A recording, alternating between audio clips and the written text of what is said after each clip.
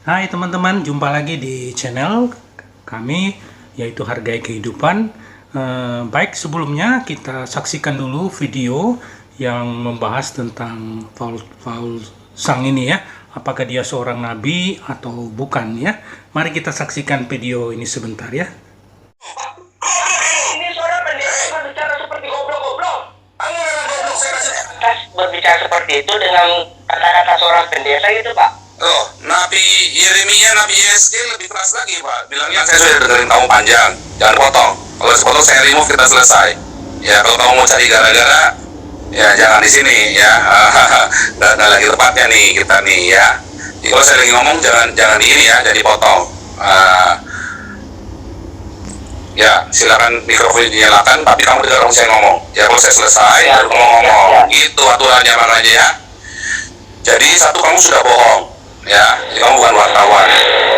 Kedua, saya tidak pernah bohong, saya selalu mengatakan kebenaran. Nah, kalau saya seorang hamba Tuhan, ya, saya hamba Tuhan, dan saya sudah katakan saya seorang nabi. Jadi, seorang yang punya karunia kenabian, orang yang punya karunia kenabian, dia menyuarakan apa yang Tuhan suruh sama dia. Ya, di dalam gereja saya, aliran saya, kita percaya dengan mendengar suara Tuhan. Dan saya mendengarkan apa yang Tuhan suruh sama saya. Nah, kalau saya di Eropa, saya tidak melanggar hukum. Ya, kalau kalian di Indonesia kalian merasa sakit hati, itu urusan kalian. Kenapa kalian mengembangkan budaya sakit hati? Berarti agama sudah gagal mendidik kalian sehingga mudah sakit hati. Ya, saya tidak pernah berkata bahwa Islam bangsat. Ya, saya berkata agama bangsat. Oh iya, agama bangsat nggak cuma Islam doang. Bahkan agama Kristen pun banyak. Jangan dipotong. Jangan dipotong. Jangan dipotong. Kamu nggak tahu aturan, ya. Makanya sekarang kan kamu tahu kan? Kamu saja sekarang kamu Kristen bukan? Aku Buddha, Pak. Nah, ada kamu bilang kamu Buddha, jadi jelas ya kan? Nah, masalah kamu nggak suka itu urusan kamu, bukan urusan saya. Ngerti nggak? Sekarang kamu lihat semua orang Kristen di sini semua setuju dengan yang saya omongin. Kamu Buddha, kamu nggak setuju. Kenapa kamu atur-atur saya? Kamu Buddha, kalau kamu bilang nggak takut. Jangan bilang saya takut sama orang yang menghina agama-agama lain. Tidak, Pak. Saya takut sama agama Islam. Tidak. Saya bertentang keras dengan... Saya tanya, itu tahun 98 penjajahan Cina gara-gara apa? Gara-gara apa? Saya tanya. Gara-gara apa? Saya tanya. Tuh, gara-gara apa saya tanya kamu? Kamu mau tanya saya? Banyak militer dan merampokkan orang memperhitungkan kembali kejadian-kejadian yang lama itu terulang kembali. Seharusnya orang Cina menuntut Indonesia. Goblok kamu. Goblok kamu. Goblok kamu. Ini suara pendeta berbicara seperti goblok-goblok. Kamu memang goblok, saya kasih tahu kamu. Nih, saya kasih tahu kamu ya. Mengaku dengan... Kamu diam. Kamu goblok. Kamu mau di-framing sama orang Islam. Kamu ditakut-takuti orang Islam. Semua hidupmu kamu takut 98. Orang Islam sengaja bikin kamu takut. Baik teman-teman, itu tadi video yang kita saksikan bersama-sama ya. Bagaimana pandangan Paul Zhang ya tentang dirinya dan juga apa yang dia perbuat selama ini ya, dan apa misinya ya, dan dia mengaku sebagai seorang nabi ya. Mari kita lihat apa tanda-tanda seorang nabi itu atau ciri-ciri seorang nabi itu berdasarkan kitab suci, atau dalam hal ini adalah Alkitab ya. Saya akan bacakan beberapa ayat, nanti kita bandingkan ya dengan apa yang dilakukan oleh Zhang ini ya, Paul Zhang ini ya. Nah, dikatakan di sini bahwa nabi yang benar itu berbicara atas nama Allah ya. Nah, coba kita lihat di kitab Ulangan, ini perjanjian lama ya, di pasal 18 ayat 18 sampai 20 ya. Saya bacakan yang penting, inti-intinya saja ya. Nah, Allah berbicara dalam hal ini, berfirman ya, seorang nabi akan kubangkitkan bagi mereka dari tengah-tengah saudara-saudara mereka. Maksudnya ini di zaman Musa ya. Seperti engkau Musa, dan aku akan menaruh perkataanku pada mulutnya, dan ia akan menyampaikan kepada mereka semua yang kuperintahkan kepadanya. Ini ya. Nah, dari ayat ini kita bertanya-tanya apakah perkataan yang dilontarkan oleh Paul Zhang itu betul-betul dari Allah. Nah, ini pertanyaan besar. Kalau betul-betul dia mengklaim diri sebagai seorang nabi. Itu yang pertama. Yang kedua, ayat ini di kitab Ulangan ini konteksnya bahwa seorang nabi akan kubangkitkan dari mereka itu dari keturunan Musa. Nah, pertanyaan yang muncul di kita ini, apakah Paul Zhang itu keturunan Musa atau bangsa Israel atau orang Yahudi ya? Nah, itu saya balikan kepada rekan-rekan sekalian ya. Ini untuk kita bandingkan ya, pernyataan dari Paul Zhang ini, apakah dia seorang nabi ya. Nah, kemudian saya juga mengutip di Perjanjian Lama dulu ya, rekan-rekan sekalian ya, bahwa ucapan seorang nabi itu ya dia fokus kepada ibadat yang sejati ya, dia ngurus ibadat dan dia itu ucapannya, tindakannya itu selaras dengan kehendak Allah ya. Nah, coba kita perhatikan di kitab Perjanjian Lama di Ulangan ini ditulis oleh Musa ya. Ulangan pasal 13 ayat 1 sampai 4. Saya kutipkan, saya bacakan yang penting-penting saja ya. Nah, dikatakan begini rekan-rekan. Ulangan 13 ayat 1 sampai 4 ya. Apabila di tengah-tengahmu bangkit seorang nabi atau seorang yang mendapatkan mimpi dan memberikan kepadamu suatu tanda atau petanda, dan petanda yang dikatakan kepadamu itu menjadi kenyataan. Ya, lalu dia mengajak pengikut-pengikutnya untuk melakukan persembahan yang lain atau menyembah Allah-Allah yang lain ya. Nah, dan apakah itu yang dilakukan oleh Paul Zhang ya, bahwa dia itu nabi yang bangkit ya di antara kita sekarang ini, dan dia menyampaikan tanda-tanda. Apakah selama ini kita mendengar bahwa Paul Zhang itu berdumbuat ya, menyampaikan tanda-tanda, dan tanda-tandanya itu selama dia masih hidup dalam waktu dekat ini tergenap ya. Itulah nabi itu tugasnya, salah satu diantaranya adalah berdumbuat teman-teman sekalian ya. Nah, apabila kita bandingkan dengan ayat ini ya, Ulangan pasal 13 ayat 1-4 ini, saya kembalikan kepada teman-teman ya, apakah Paul Zhang itu ya menyampaikan tanda-tanda, dan tanda-tanda itu ada buktinya tergenap ya, apalagi semasa dia hidup ya.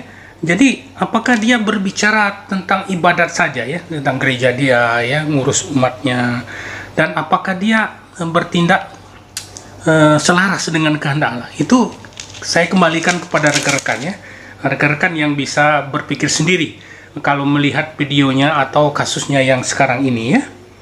Nah, sekarang kita betul-betul berfokus ya untuk melihat apa ciri-ciri daripada seorang nabi itu, nabi yang benar ya, dan nabi yang palsu. Nah, dari mana sumbernya itu? Saya akan coba menyampaikan bahwa sumbernya itu adalah dari Yesus sendiri ya. Yesus akan mengatakan mana nabi palsu, mana nabi yang benar ya. Itu sumbernya dari Yesus sendiri. Ini betul-betul valid dan bisa dipercaya ya. Itu saya ambil di Injil Perjanjian Lama, teman-teman. Itu di Matius pasal 7 ayat 15 sampai 20 ya. Saya bacakan yang penting-penting saja ya, teman-teman sekalian, untuk kita komparasi dengan statement daripada Paul Zhang ini ya. Nah, Matius pasal 7 ayat 15 sampai 20. Ini adalah firman dari Yesus sendiri ya. Dia sedang mengajar murid-muridnya ya.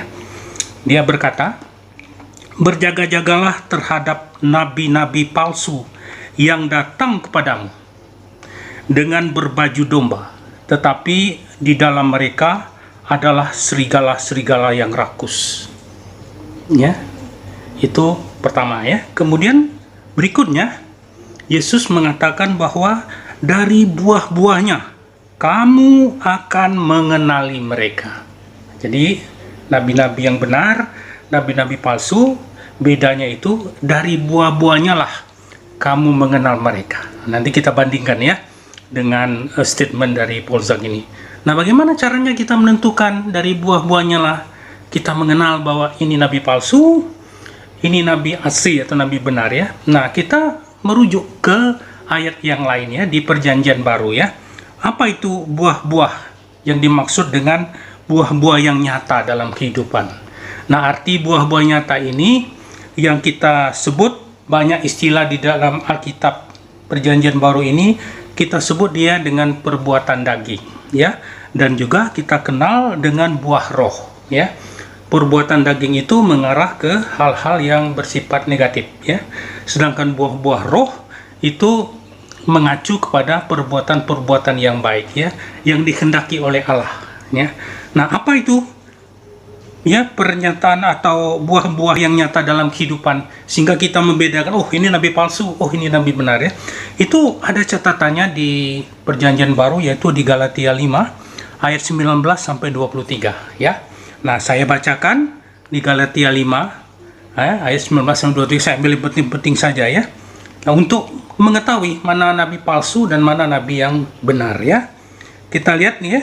Dikatakan di sini di Galatia 5, 19 sampai 23 disebutkan perbuatan daging adalah, ya, ledakan kemarahan, permusuhan, percecokan, kecemburuan, pertengkaran, perpecahan, ya.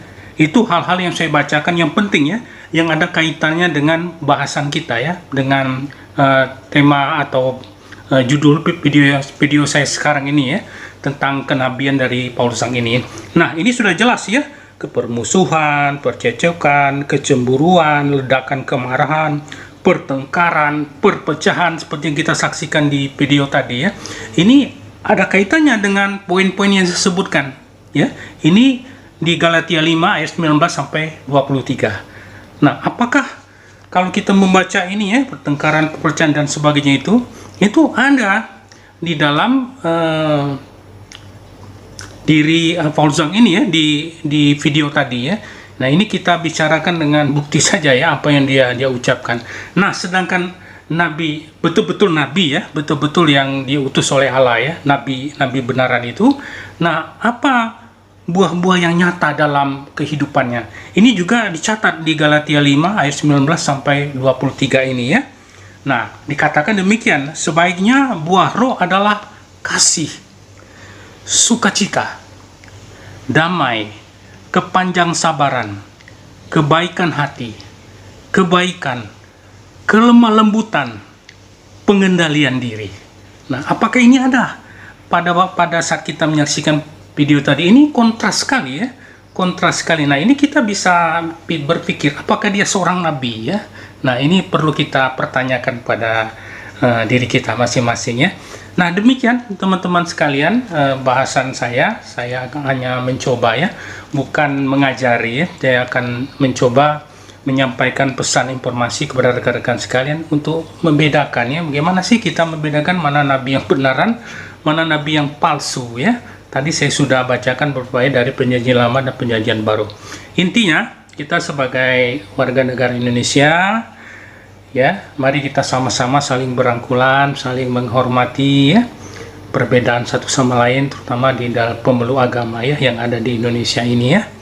Kita sudah melalui perjuangan yang panjang dengan pendahulu-pendahulu kita, ya. Mereka membangun bangsa ini dengan keringat dan darah, ya. Kitalah sama-sama sekarang membangun bangsa ini, berjalan sambil bersisi-sisian tangan tanpa membeda-bedakan, ya. Kita hormati semua orang, ya. Sangat disayangkan dan ironis sekali, kita yang sudah bangun bangsa kita ini bersama-sama, kita pula yang menghancurkannya, ya. Jangan sampai terjadi, ya. Itu tragedi terbesar, ya. Jangan sampai terjadi. Banyak pengalaman sejarah yang sudah terjadi di negeri ini, anggap saja itu adalah pelajaran, kita ambil hikmahnya. Semakin sering kita mengalami problem-problem kebangsaan ini, ya, alangkah baiknya kita ambil saja, memetik pelajaran dari sana, sehingga kita semakin dewasa, ya, dalam menghadapi problem yang sama, terutama problem dalam intoleransi ini, ya, dalam bidang beragama, ya. Saya yakin kita sekarang semakin dewasa, tidak terpancing, ya, tahu mana yang benar, mana yang salah. Baik rekan-rekan, itu saja video dari saya, dan jangan lupa, ya, di like, di komen, dan di subscribe bagi yang belum, ya, dan di share. Ya, kalau teman-teman suka di like saja, ya, videonya, kalau enggak di skip saja, ya. Baik rekan-rekan sekalian, itu saja video dari saya. Sampai jumpa, dadah.